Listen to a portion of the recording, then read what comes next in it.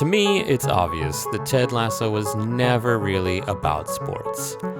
Okay, that is the plot device and the canvas which the show paints us its moral lessons, something sports is uniquely well positioned to do both on screen and in real life.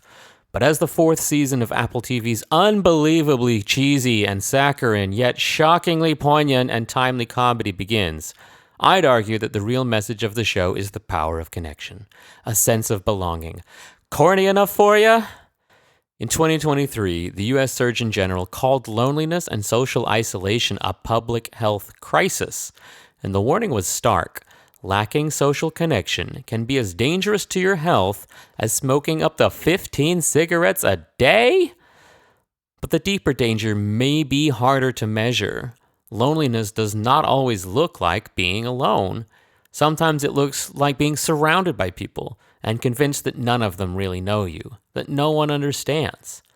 And this is the condition nearly every major character in Ted Lasso is living with when we first meet them. Ted is lonely, wrapped up inside his optimism and wit. Rebecca, her power and position. Roy, his anger and age. Jamie, his image and ego. Keeley, her charm and fame. It goes on and on and on. The entire locker room is full of men standing shoulder to shoulder who have not learned how to be emotionally honest with each other.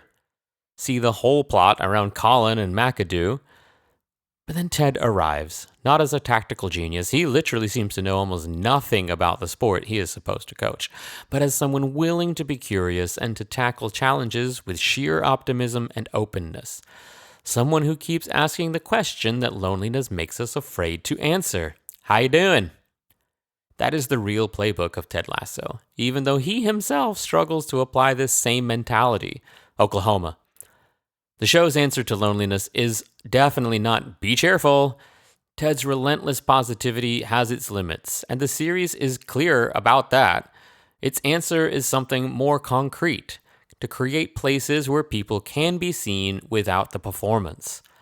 Ted suggests that this distinction really matters. Loneliness is not solved by having more contact or putting on a happy face. Ted literally has panic attacks in part due to his inability to be vulnerable.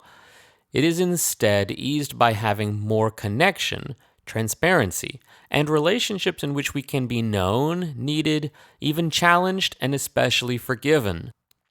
For men in particular, I think the show offers an alternative to conventional wisdom, that you need to hide your weaknesses, self-reliance will get you through, never let your guard down, and certainly don't share who you really are.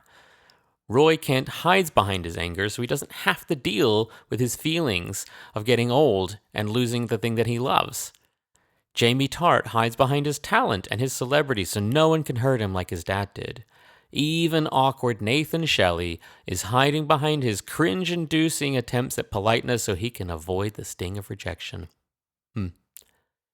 But over 3 seasons, each is invited, well, rarely gently and usually painfully, into a different kind of resilience through vulnerability, accountability, and forgiveness.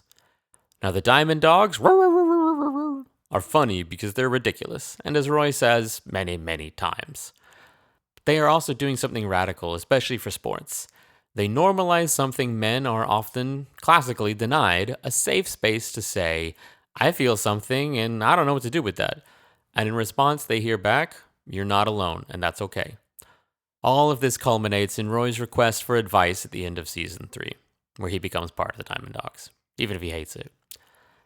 And all this really isn't about sports. Loneliness has been linked with radical political ideology, the rise of the toxic manosphere, declining rates of men in higher education, and even new home ownership. And despite the more common narrative around isolated young men and the effects that has on society, the show does make the case just as powerfully for the women.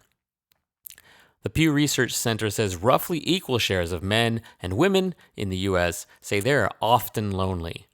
And while women are more likely to reach out to a wider network for emotional support, something the show definitely acknowledges head on.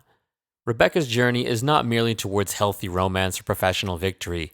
It is toward relationships in which she does not have to choose between being powerful and being herself.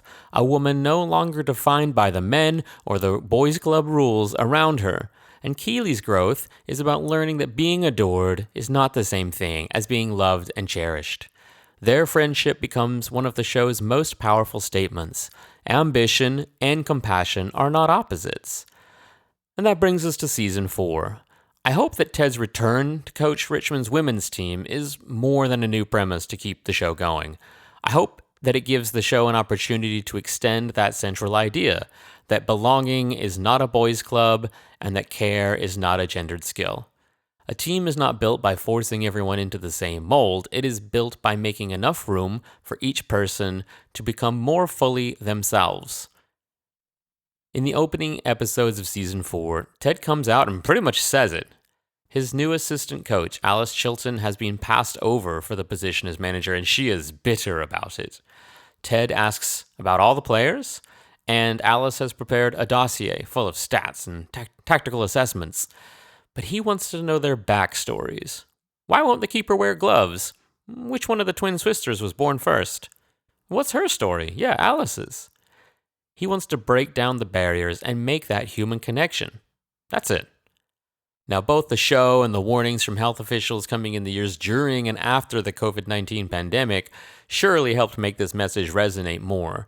And honestly, I was hesitant to watch the show at first because it just seemed so trite to me. I mean, I went to film school, okay? But I admit, it really won my affection. And Ted Lasso is not the cure for the loneliness epidemic. I mean, it's a TV show. It cannot replace therapy, friendship, family, or even just the difficult work of reaching out when you would rather hide, making each conflict an opportunity for growth and connection. But I have to say, it is a remarkably good reminder of the cure's ingredients. And as Ted might say, go out there and touch some grass. Thanks for listening to One Thing Worth a Rant by me, Jeremy, a show where I ramble on about some intersection of pop culture, media, and society. Talk soon.